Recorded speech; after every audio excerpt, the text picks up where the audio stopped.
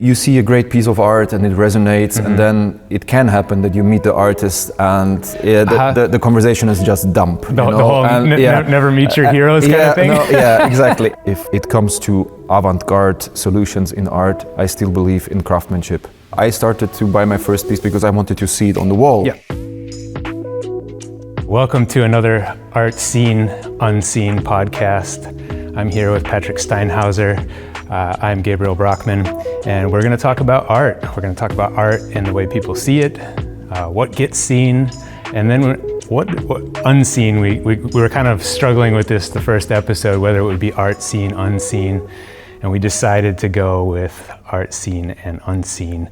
And this unseen is very important for us because we also work behind the scenes, and so we think the insight behind that is pretty interesting. And most of our talks tend to gravitate towards that anyway.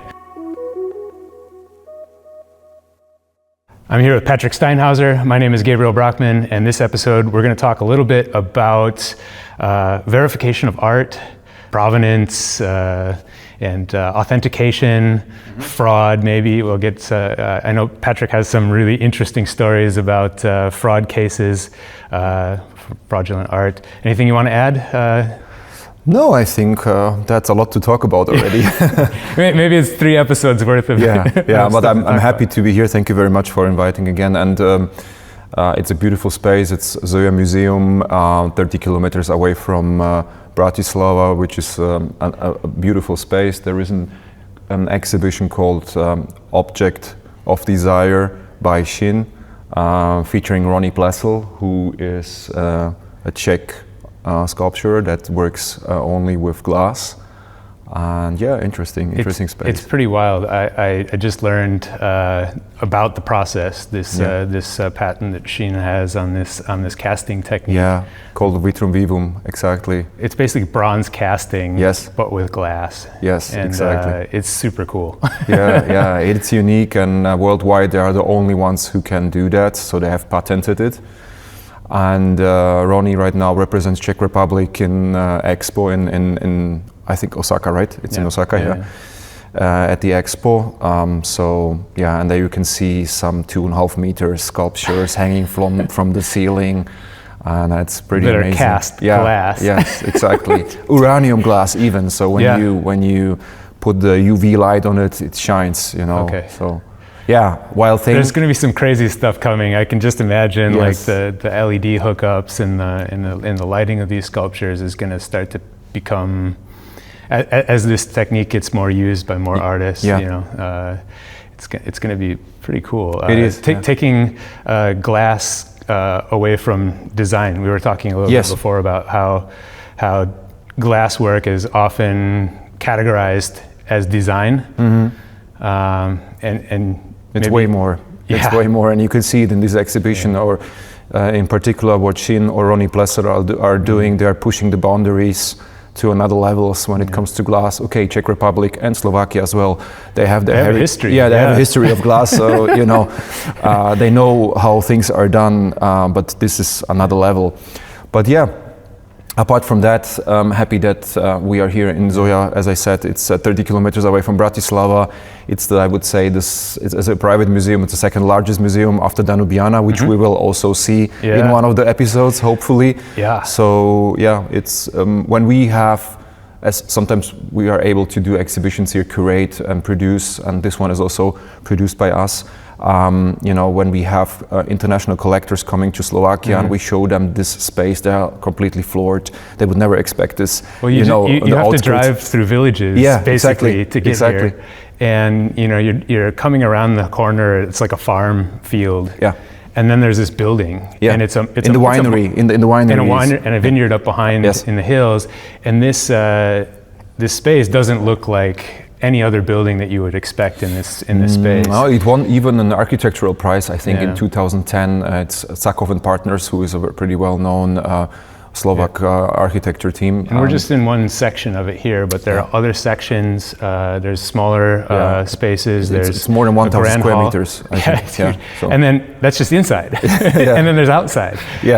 It's exactly. It's not a huge sculpture garden, but I think that's probably going to change. Yeah, I would say there's we're working on it. There's space there for it, and probably you have to mention that the owners, as I said, it's a privately owned museum. The owners are collectors themselves for many years, and they're people say they're one of the biggest European collectors for Warhols. So I think it's more than 150 Warhols they own in their collection. So you can imagine that. Yeah. And actually, this was built and designed for showcasing these Warhols to the public. But then they realized after half a year that there should be done more with the space. So they opened it for exhibitions. Yeah. I mean, it's nice to have Warhols, but I've seen a few exhibitions, I think 4 now, in this space, and we definitely make the trip out here just for this. And it's like a lot of galleries, I think. We were talking about these little hidden gems. Yeah, exactly. These unseen, Exactly. They're not part of the the zeitgeist or art magazines. People that are reviewing in Paris aren't coming to Bratislava, but more of these spaces like this, and I think that will change. Like, I mean, it has to. We saw it in Budapest. Yeah, absolutely. I mean, we try to change it. Again, Slovakia is a small country, not really on the art map, but we try to do our best, of course, not only us, but also the other gallerists, for sure, and curators and directors to highlight the good quality that we have here in terms of not only spaces where you can exhibit, but also, of course, artists, history of artists, and like our signature, as I said, in our gallery is to bring the international art. So we did the same here in Zoya. I think that's our 5th exhibition that we organize here, and then the international crowd comes because they see, okay, we have like a big name from UK or from US or whatever, and then people, of course, come and attend. We were talking a little bit about collectors in Slovak and Czech Republic. They tend to stay local, and in Czech Republic this changed around 2002, 2000. I think even later. I would say. I think 2020. 2020. I would say exactly. That's at least my subjective view, and it is happening in Hungary, and it is happening slowly also here in Slovakia. Not sure about Poland. Also a very interesting market, but we are not so active, not yet there. But as I said recently, V4, Visegrad 4 is a very interesting, as we see it as one genetic pool, I would say. So we will definitely explore next year or whenever we feel ready also to that market. And it's pretty unseen still for the let's call it for the Western world, and that needs to be changed. And we're not talking about the Balkans and but because they have a very interesting Serbia, Croatia, they have a very interesting scene as well, and I'm not even aware of 20% of that. So it's maybe 10, 15 episodes down the road, we'll find ourselves in one of those unseen locations. That would be amazing. That would be amazing. I mean, we can have the next one probably in the Museum of Modern Art in Belgrade. Right. I have to call the director and get on the phone. No problem. Yeah, no problem. Yeah. For me, I've been living in this region for 15 years. I've been in Central Europe, and for me, distances are different because I grew up in the States, and Slovakia would just be like a small state, in US. But proximity-wise, it's very close to everything. You know, for us, a 3-hour road trip is no problem. It's a day trip. You know? And here, I think that's starting to change. I mean, it's really easy. Bratislava's a central hub. You can get there via Vienna airport really easily with a shuttle bus. You can there's new services from the local airport as well. And it's so easy to travel in Europe. And if you're looking to explore art in the heart of Europe, I don't think I could pick a better spot to start than Slovakia, or as like a hub. Yes. Because Budapest, 2 hours. Czech Republic, 2.5 hours. Prague. Prague, 2.5 hours. Brno's even closer. 1 hour, it's an hour. And then all Vienna. of the stuff that's coming up here, Vienna is literally across the river. Absolutely. And we see that that a lot of art visitors are from these areas, from Vienna, from Prague, from Budapest, and they're coming to Bratislava and want to see and explore a bit this cultural... Art collectors are explorers, I think, in general. Yes. They like exploring, they like looking at new things, they like finding what fits them. We were talking about resonance and the emotion of your collection, and how building your collection is not necessarily, or it can be, logical, financially driven, but for the early collectors, it's more often emotional and an identity thing. That's true. And that's what you said. You started, collecting things, and then you started collecting art, and it was very much about finding yourself. Absolutely. Very interesting topic. Of course, this is individual to everybody, but the deeper you get as a collector, the more essential it gets, and the more clear you are probably where your journey is going to lead you in that whole collection building up, and so. And for us, it's very interesting to speak to all these young and older collectors or third generation collectors, because their history in that is very, very different, obviously, and you learn a lot actually. So speaking with artists, we often get to with our position, we often get to speak with artists directly. Yes. And it's sometimes it's fun to share those feelings, those stories, those ideas, and maybe we'll get into those in later episodes. But I do wanna get to the crux, because it is quite a bit of meat. And you started collecting yourself before you started running a gallery space and started putting on exhibitions. Was it a concern for you in those early days? Like, am I buying the right thing? Am I getting hosed? No, not at all. Yeah, not at all. So what gave you the security to? Pure emotion. Yeah. A feeling, intuition, what have you. You can call it whatever. Yeah. I'm not even clear. Rationally, it's not clear to me how the first 3 seconds that are important when you see something. And that gut shot. You grasp something in there, and then you go. We want to know more about it. What is interesting when you go to art fairs? That's a very, very obvious thing, because you have like this hundreds of galleries with hundreds of different artists that are presented, and then you stroll around, and then you see something. Hits you. It hits you, and you go there, and then you start to explore, and. That's how it all started with me as well. And then later, when I used to study finances in Germany, I was getting more and more interested later in the value of things, and that's still a very interesting topic. Just recently, I have read that ArtNet got sold for 65 million euro to an UK hedge fund, and I think it's a hedge fund that owns also bits of shares of Artsy, so it's a sort of accumulation of big capital accumulation. A merger of sorts. Exactly, and it's interesting to read about this. Hans Neuendorf, who actually invented ArtNet 30-something years ago, who also was a big part in the first art fair in Art Cologne, that he was one of the founders with Zwirner Senior and whatever, and I mean... the importance of Artsy and ArtNet for me is a point of verification or validation. Transparency, right. even. Absolutely. And it is a working tool for gallerists, art advisors as well, of course, and for collectors it should be, because when we talk, for example, about factors, we had it in the last episode, and I tell you as a gallerist, well, this artist has XY factor.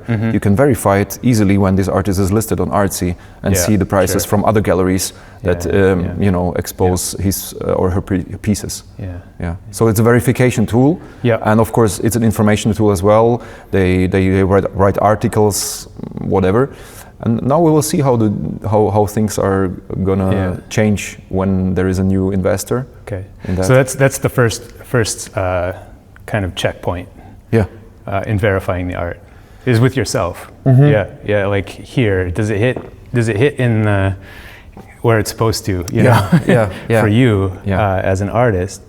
And then, the second one is also, where do you see that piece also in media, in Artsy or ArtNet? Or a second one would be probably to speak to the gallerist, or if the artist is there, to the artist himself. Yeah. Although I try to separate the art and the artist a little bit for myself. No, for myself, because you see a great piece of art and it resonates, and then it can happen that you meet the artist and the conversation is just dumb. The whole never meet your heroes kind of thing. Exactly. It can be the other way around as well. Sure. But I train myself to separate it a little bit. I don't know how about you as a collector, if it's important for you to. I would say that, at my stage in the collection journey, we're still pretty early. We filled our space with art, so now we're starting to store pieces, which is also a crazy transition. Absolutely. To think that, okay, I'm going to buy something, but then I'm just going to store, or I'm going to rotate something out and store something. It's just definitely an interesting moment in a collector's journey. Yeah. But for me, I have a little bit harder time separating art from artist. I have more background in video game art and pop art, comic art, and things like that. So that's kind of where my professional career took me. For the last 10, 15 years, has been in that kind of world, and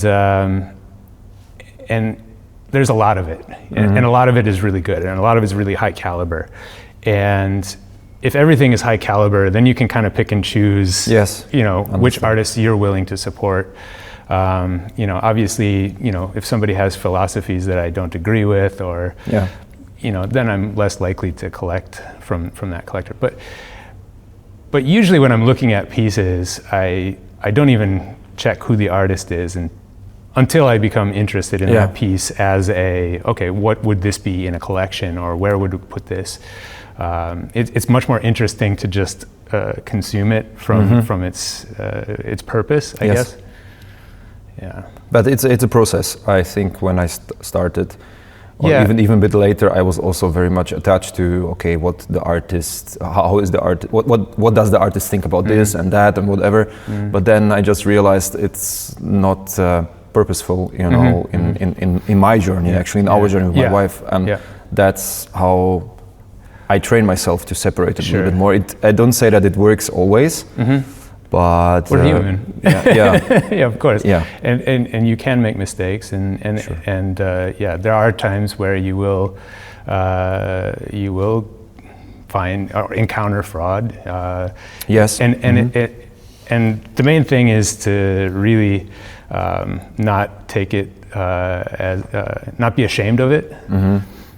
Use it as an experience to learn, to grow, share it with others so that others also don't make the same mistakes. But to not be like, I got caught in a scam, I should have noticed it. I'm gonna not tell anyone about it because I'm embarrassed about it. If you can open up about it, it also creates an environment where collectors can come to you. Other collectors, your peers, if you're a collector, can talk to you about something. Hey, I just saw this thing come up. It's not feeling quite right. What do you think? Because then you're more open about it. Yeah. We're here with Art Seen and Unseen. I'm here, my name is Gabriel Brockman, this is Patrik Steinhauser, and we are in a wonderful space called the Zoya Museum. Even museum. And we're talking today about art, authenticity, verification, maybe even some fraud stories. And we were just talking about being open about when you encounter it, if you are victim to a fraud, to share those stories such that you can build a community around you, your network of people that are another layer of verification. It's a difference if we speak about primary market, which is very easy to verify because most of the artists still are alive and the gallerists as well.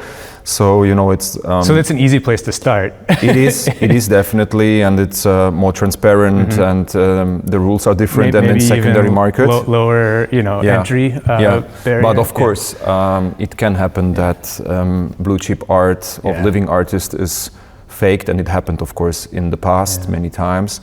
But there is tools to verify, and they are a bit easier. It's a bit easier than in secondary market. When we speak about secondary market, especially about art from artists that are not alive anymore, then you have to, of course, have your specialists around you as a collector, either a curator that does his or her homework, so checking the provenance, checking the condition, having condition reports, seeing the history of it. Was it in auctions? Was it in private sales in the past? What about the price that is asked for? That somebody's asking for the respective piece. That's all topics that need to be actually examined and done properly. And then I think there is still a little bit of percentage of risk that you because we cannot be 100% sure, not at all. But at least there is some hooks and some possibilities, of course, how to. What are maybe the most important points to kind of check off the list? We talked about the gut shot earlier in the segment. Like if it resonates with you, it doesn't. A lot of times when we're about to click on that fraud, that phishing email, like you get that feeling like something's not right. I don't know what it is. It's from an official source, but it doesn't. I've never gotten something like that. So there's that little alarm bell that goes off. Yeah. And if the deal is too good and there's time pressure to it, that's usually a really good indicator that there's fraud. Every artist that we've bought from, every gallery that we've bought from, has never been like time pressured us. We know that somebody might come in and want to buy that piece, but most of the time, if we're considering a piece, we will put that piece, we will reserve that piece to think about it. And then the gallery might come back to us and be like, hey, how you feeling about this piece? I do have another buyer that may be interested. But it's not, they're like, you need to buy this piece from us so we make the money. So I never get that feeling when I'm dealing directly with established galleries. Just beware of time pressure. The more money behind that deal, the more expensive the respective piece is. The more sharkish the behavior will become, even from professional art dealers, art advisors, because it's about big money, and it's about who gets the doors open. Who gets the piece first, or who has who can enter the door, and. I mean, I have seen many things the last couple of years, and that's why we work in secondary market with a handful of professionals from metropoles like London, Berlin, New York, and so on. And all of these people, all of these collaborations are established collaborations, so I know who I'm dealing with. I know that these people do their due diligence when they need to. We have to do ours.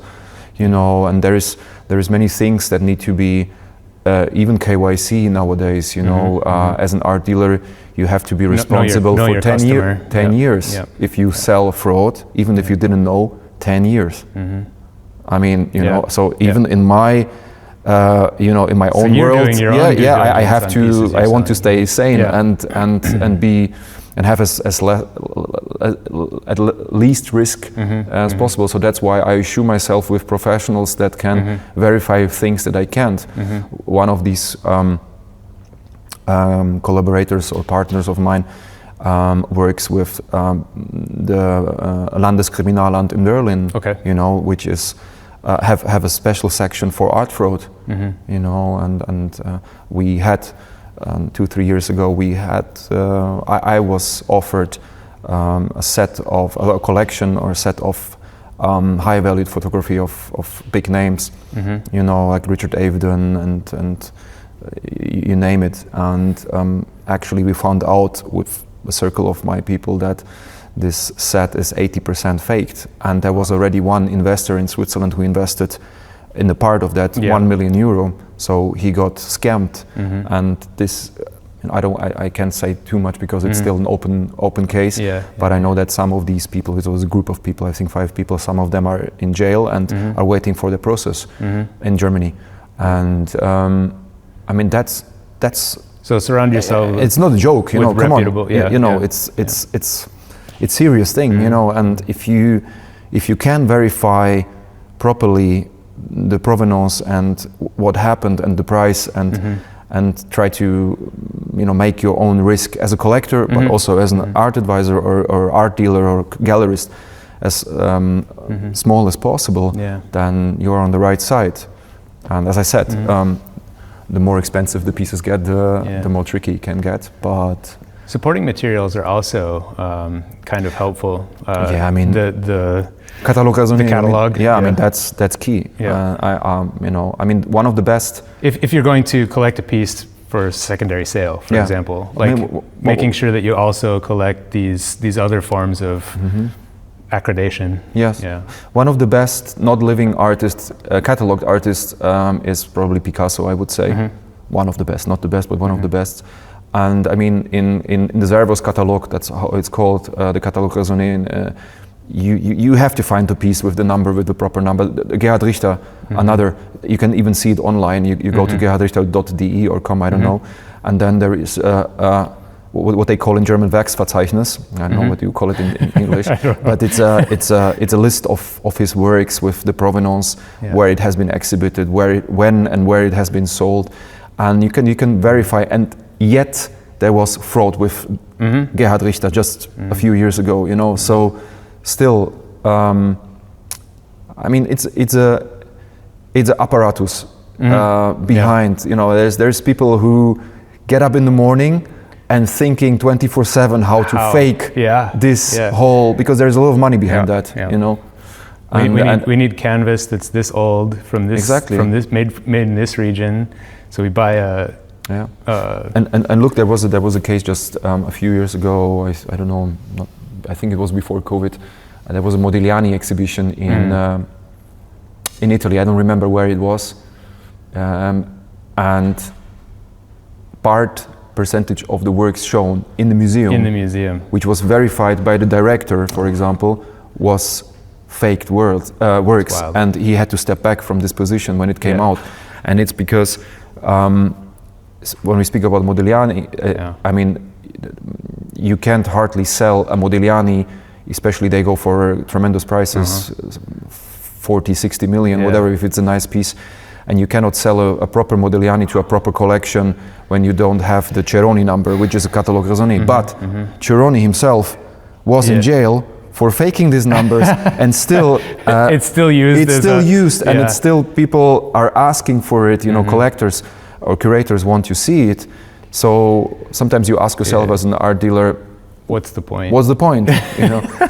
But it's a whole machinery, and you have to understand that there is, of course, academics for certain topics that are, that are in reverse conversation, or whatever you will call it in English, that one academic person says something and the other one is completely on the opposite side. So, and who has the higher relevance in classic art or in modern art, And that's always a topic that it's not easy. So most of the times the collectors or the curators go with the official way, which is the Catalogue Raisonné. You can't do anything wrong.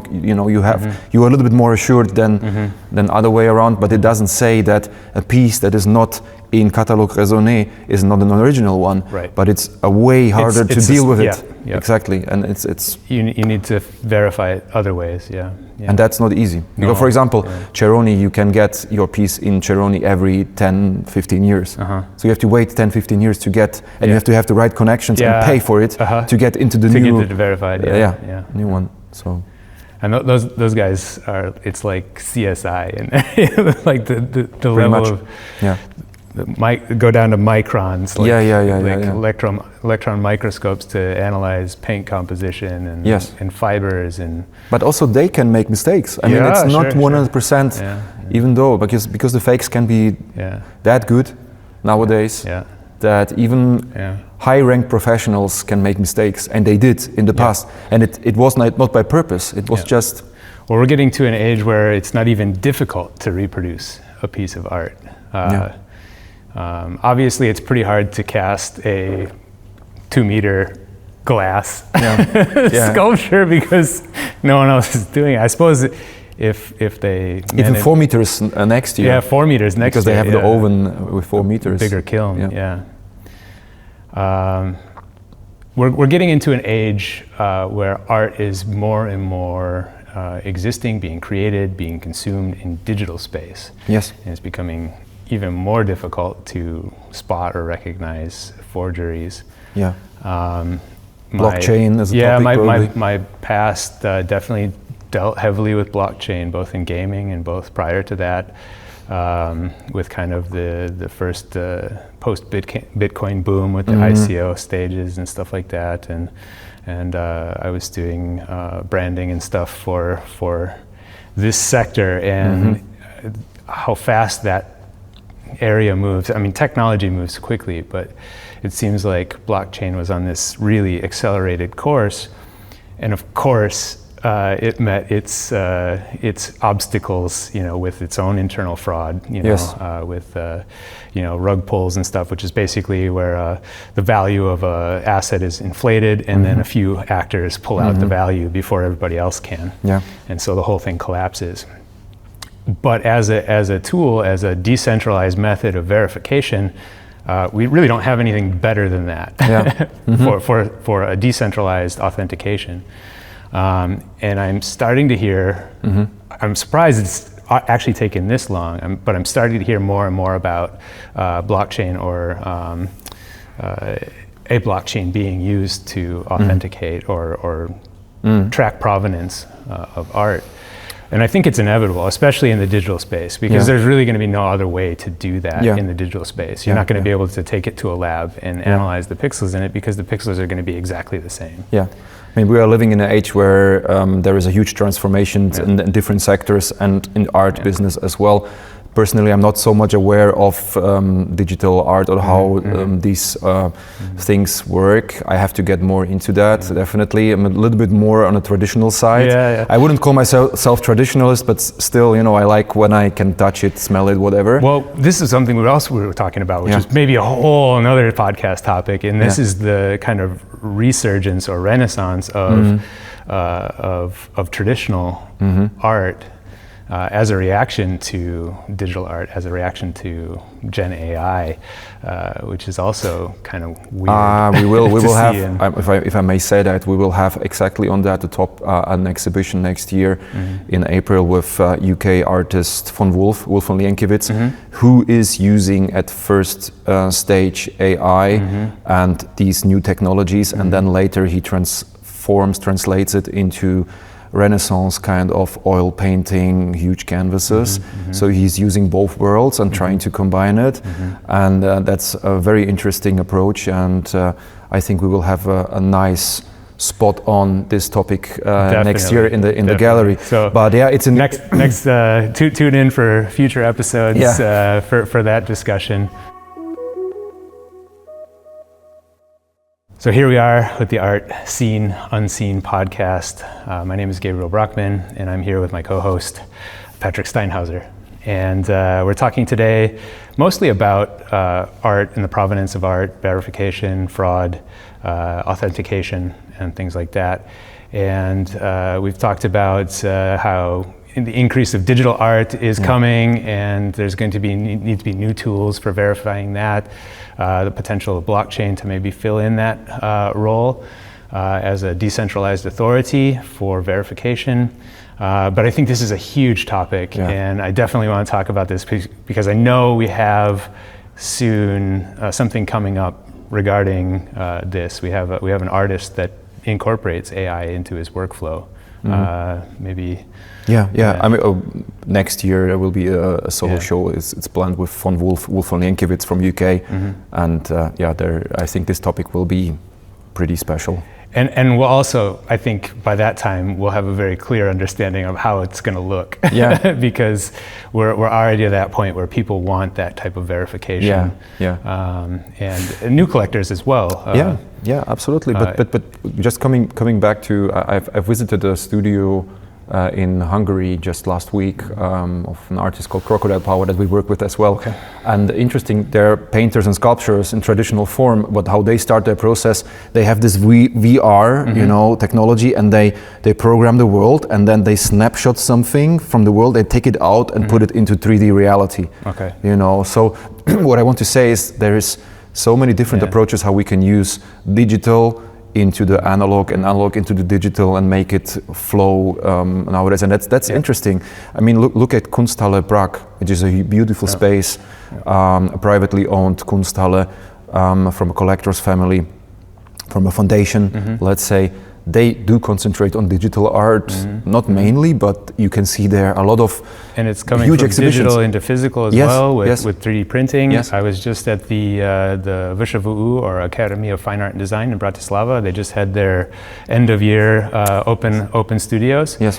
And I was just walking through there, just like imagining all of the crazy things I could have gotten up to when I was in school if I had access to a 3D printer. I was just I mean, that was like Star Trek. It's opening a new world. It's just like they're printing like the soles of a shoe. So art is also coming from the digital space back into the physical space with 3D printing. We were talking about Academy of Art and Fine Art and Design, where the students were basically able to imagine something, quickly model it, and then create it without going through a huge it's opening new worlds. I mean, it's amazing. Rubber materials, silicone, for casting. And yet, I have to say that if it comes to avant-garde solutions in art, personally, I still believe in craftsmanship. So you have to know what you are doing, whatever medium you're using. It's, for me personally, as a collector, but also as a gallerist, very, very important. So this is what we saw in the digital space, in games and in digital media. So you could really quickly get a result that looked good using automated technologies, but it wasn't what you wanted. It wasn't intentional. Yes, it was accidental. And I guess you look at a Pollock and you can say, okay, it's just a bunch of colors. My niece can do that, and she's 3. But he was very intentional about where he was drizzling paint, and the mindset that he got into to make those artworks. You can now run an algorithm, make me a Jackson Pollock, and ChatGPT will crank out a million that look like they could have been done by Pollock. But none of them have that intention behind them. And if you're looking to do something specific, and as an artist, you're usually looking at making the internal external. This is the artistic impetus, the process. The why we do it. I mean, the reasons can be different, And if it's just a selection of things, you're not an artist, you're a curator, essentially. And that's okay for a lot of things. But I think when you're talking about those pieces that you walk by and they hit you, I think those pieces, that there's something in the spirit of that's different, and I don't want to go down the hokey road, but you feel it when you look at something. But it's not so much different than in everyday's life. You walk by a nice car, a beautiful woman or man, whatever, and you have some connection, and it's not different in that, So you curate your whole life, world, So you also do curate your own collection. Of course, you do curate your daily life usually. Some people more, some less. The company you keep. Of course, you have to have the proper time to do that, because if you are in dire straits as a family or whatever, I do understand that. Then you have probably other things to That's handle. The hierarchy of exactly. needs. Yeah. So we don't have to forget that we are, on the very lucky side and very prosperous. We live the life that we probably have chosen to live, but there is, of course, other areas in the world where this is not done or not given. So, but apart from that, I think it's a very natural process how you choose your own art or curate your own, with help, without help, collection. It's not very, very different. Because I sometimes people comment to me, oh, I don't understand anything about art. Okay, I got it. You didn't read probably some of the books, whatever, but actually everybody has to find something. Okay, I like the red color in that, I mean, that's enough to start at least the discussion about whether you want to add that to why your do you like the red color? Why does it resonate with you? Why in that way? Why today? So the process can start, and it's not different to everyday's life. So as if you're to meet this person comes in and says, I don't know anything about art, but I feel like I want to start collecting. I'm worried that what I'm going to buy isn't going to be good for a collection. What would you say? Well, these people don't think so much about collection. Most of the times they start to hang something on their wall. Yeah, it's decorative, but not in, I don't want to put the word decorative in a negative aspect. Which it does get categorized. Decorative art versus fine art. But come on, I started to buy my first piece because I wanted to see it on the wall or in the corner or whatever, So that's a completely normal process, and then you switch the stage of your collecting habits as you did with your wife. That we decorated the whole house and the next one that we own, and we don't know what. But we want to collect more because we like to support. We like the topics that we collect, whatever, and then you start to have your own deposit for it. So for us in the beginning, it was very much emotionally driven. Like this is, I like this. I like this artist. I like what they're doing. I like the collection.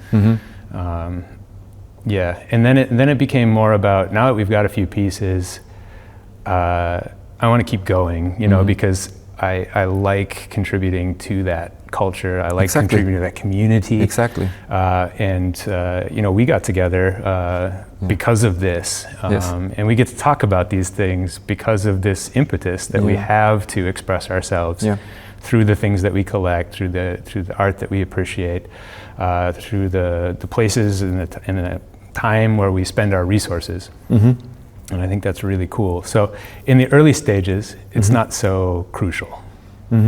No, probably not. Yeah, it's more about this decorative part. I mean, I guess if you got $50 million and you're looking to start collecting art, then you need to be a little bit more intentioned about it. But the point is, I think a good gallerist, art advisor, whatever you would call it, can grasp the opposite, the person that is on the other side within a few seconds or minutes, and gets a feeling for what this person really wants to know and where his journey or her journey should go, and then you have to work with that. Of course, everybody has different budgets. Everybody has different approach. What she or he likes or doesn't like. Then the purpose, is it for decoration? Is it for storage? Do I have already 2,000 and more curated a collection where my curator has a say in that as well? I mean, you have to immediately know and jump into that as a gallerist, because if you say something not wrong, there is nothing wrong, but if you don't go the right way with this person, you lost you lost his attention or her attention, and then you're gone, that's it. So I think you have to understand as a gallerist, art advisor, what this other person wants from you in that sense. And if you're on the collector side of things, being comfortable asking, that's why the gallerist is there. That's why the curator is there. Asking very simple questions can get you very expounded upon answers, because they'll give you windows into the world easily, and you can they will take the guidance from you. You're like, hey, I don't know anything about art, but I really love this. What can you tell me about it? And that's a great question to ask a gallerist. Like right there, like they know kind of where you're starting, where you're at. They can start to talk about the piece in a way that's meaningful for you. You know, and as a collector, I would like to squeeze or soak as many informations from the galleries, from the books, from the publications, from the artists as I can, because I mean that's crucial. Information is key. Where did it come from? Right? Why did they make it? Like, and a lot of times, art world, we'll talk about this definitely in a different episode.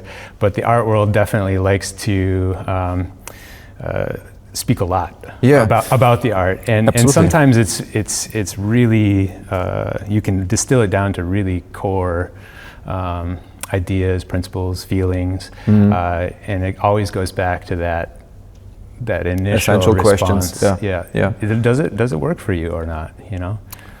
Exactly. Yeah, that's how it is. But I think it's a journey of self-education as a collector. You know, and when we put away the emotional side that we were speaking about last time, when it's really more rational, then I need some sort of information about the piece, about the artist, about the surrounding, the history, the potential future of this artist's career, and so on. And that's a very rational question, and you should ask these questions as a collector or as a consumer of art, and you have the possibility to enter a gallery. In best case, you will find a gallerist that is well informed, educated, transparent with you, and honest. Very important.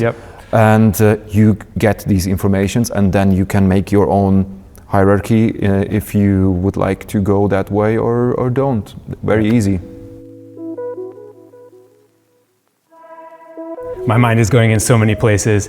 This has been an amazing discussion. I hope everybody's enjoyed listening to it as much as we've enjoyed having absolutely. it. So many different things in my head of where we can go in our next conversation. But hopefully everyone listening here will tune in for those as well. I think, there'll be many more of these in locations like this. We'll try to move it around, keep it fresh, keep the topics fresh, and looking forward to the next one. Thank you very much, Gabriel. I'm enjoying it.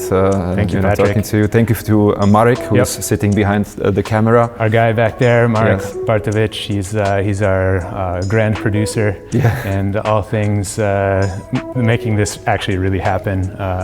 So we really appreciate him. Thank you very much, Gabriel. And thank you, Patrik. Talk soon. We'll see you in the next one on Art, Seen and Unseen.